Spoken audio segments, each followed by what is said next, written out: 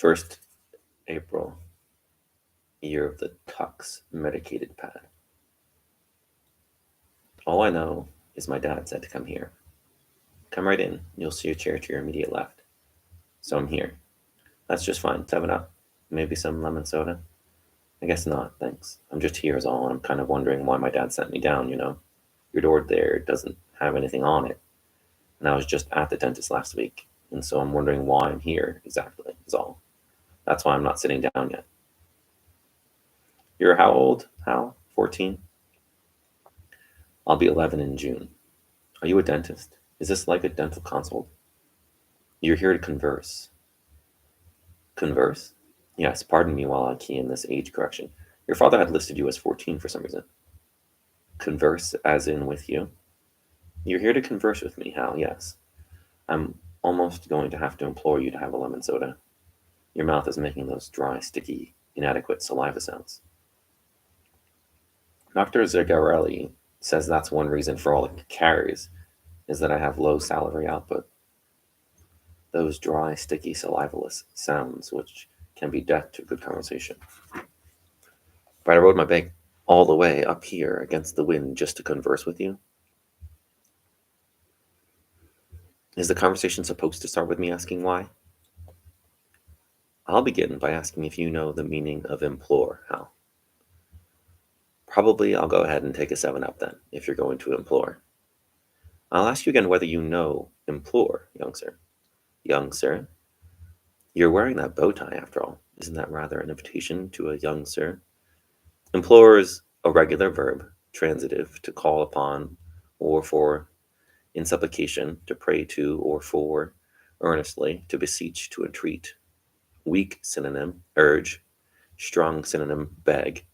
Etymology unmixed from Latin implorare, im meaning in, plorare meaning in this context to cry aloud. OED condensed volume 6, page 1387, column 12, and a little bit of 13. Good Lord, she didn't exaggerate, did she? I tend to get beat up sometimes at the academy for stuff like that. Does this bear on why I'm here? That I'm a continentally ranked junior tennis player who can also recite great chunks of the dictionary verbatim at will and tends to get beat up and wears a bow tie. Are you like a specialist for gifted kids? Does this mean they think I'm gifted? Here you are, drink up. Thanks. Shuggle, spa.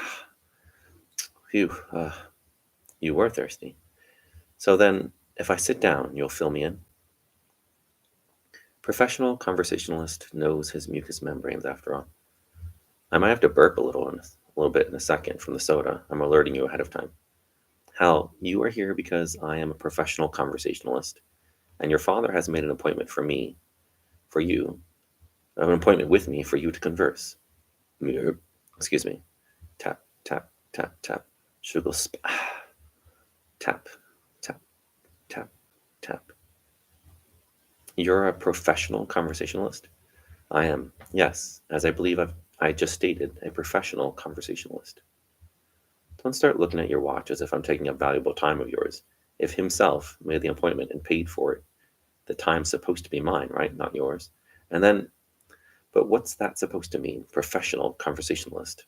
A conversationalist is just one who converses much. You actually charge a fee to converse much.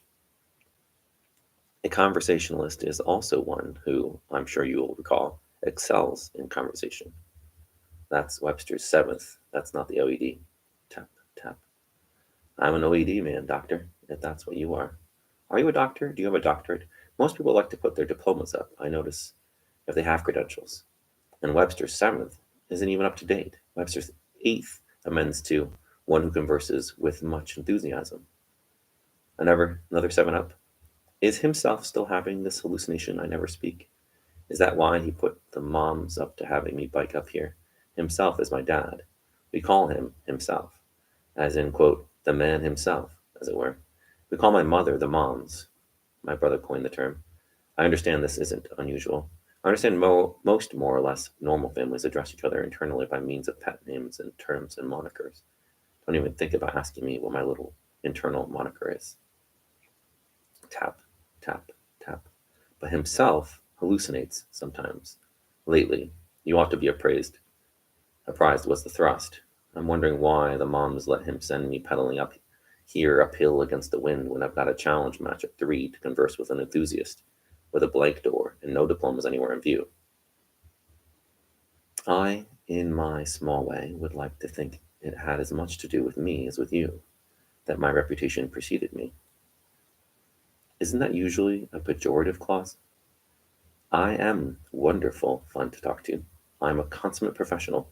People leave my parlor in states. You are here. It's conversation time. Shall we discuss Byzantine erotica? How did you know I was interested in Byzantine erotica?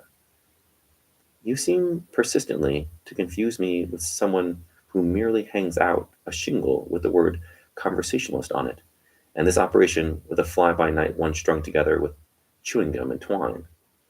You think I have no support staff, researchers at my back? You think we don't delve full bore into the psyches of those for whom we have made appointments to converse? You don't think this fully accredited limited partnership would have an interest in obtaining data on what informs and stimulates our converses? I know only one person who would ever use full bore in casual conversation. There is nothing casual about a professional conversationalist and staff. We delve, we obtain, and then some. Young sir. Okay, Alexandrian or Constantinian. You think we haven't thoroughly researched your own connection with the whole current intra-provincial crisis in southern Quebec? What intra-provincial crisis in southern Quebec? I thought you wanted to talk racy mosaics. This is an upscale district of a vital North American metropolis, Hal. Standards here are upscale and high. A professional conversationalist, flat out, full board delves.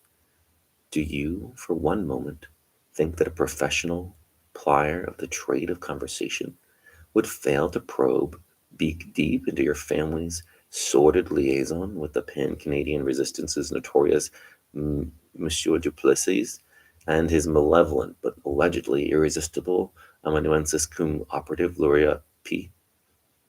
Listen, are you okay? Do you? I'm 10, for Pete's sake. I think maybe your appointment calendar's squares got juggled. I am the potentially gifted 10-year-old tennis and lexical prodigy whose mom's a continental mover and shaker in the prescriptive grammar academic world, and whose dad's a towering figure in optical and avant-garde film circles, and single-handedly founded the Enfield Tennis Academy, but drinks wild turkey at like 5 a.m. and pitches over the sideways during dawn drills on the courts some days, and some days presents with delusions about people's mouths moving but nothing coming out. I'm not even up to J yet in the condensed OED, much less Quebec or malevolent Lurias. Of the fact that photos of the aforementioned liaison being leaked to Der Spiegel resulted in the bizarre deaths of both an Ottawan paparazzo and a Bavarian international affairs editor, of an alpenstock through the abdomen and an ill-swallowed cocktail onion, respectively. I just finished Jew's ear. I'm just starting on Jew's harp and the general theory of oral liars. I have never even skied. That you could dare to imagine we'd fail conversationally to countenance certain weekly, shall we say, maternal assignations with a certain unnamed bisexual bassoonist in the Albertan Secret Guards Tactical Bands Unit? Gee, is that the exit over there, I see?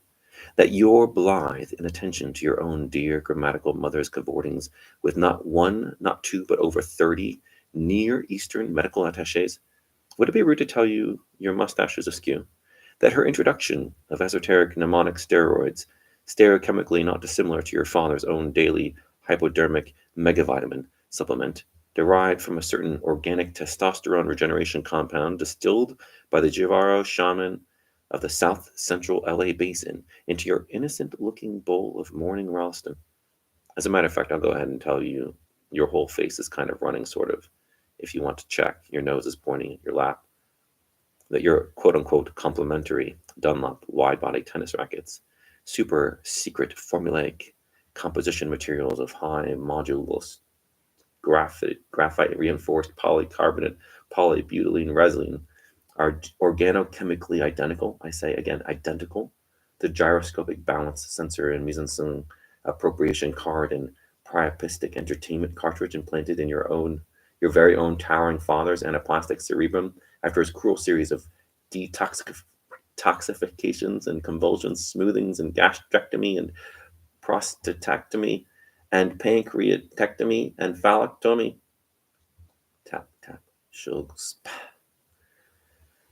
could possibly escape the combined investigative attention of, and it strikes me I've definitely seen that Argyle sweater vest before, that himself's special Interdependence Day celebratory dinner Argyle sweater vest that he makes a point of never having cleaned. I know those stains. I was there for that clod of veal marsala right there. Is this whole appointment a date connected thing? Is this April Fool's, Dad, or do I need to call the moms in CT? Who requires only daily evidence that you speak, that you recognize the occasional vista beyond your own generous mandragonoid nose's fleshy tip. You rented a whole office and face for this, but leave your old, unmistakable sweater vest on? And how'd you get even down here before me, with the mercury up on blocks after you? Did you fool CT into giving you the keys to a functional car? Who used to pray daily for the day his own dear late father would sit, cough, open the bloodied issue of the Tucson Citizen, and not turn that newspaper into the room's fifth wall, and who, after all this light and noise, has apparently spawned the same silence, who's lived his whole ruddy, bloody, cruddy life in five-walled rooms. Dad, I've got a duly scheduled challenge match with Snapped in like 12 minutes. Wind at my downhill back or no. I've got this oral virologist who's going to be outside, Brighton best savings, wearing a pre-designated necktie at straight up 5. I have to mow his lawn for a month for this interview. I can't just sit here watching you think I'm mute while your fake nose points at the floor. And are you hearing me talking, Dad? It speaks, it accepts soda and defines implore and converses with you.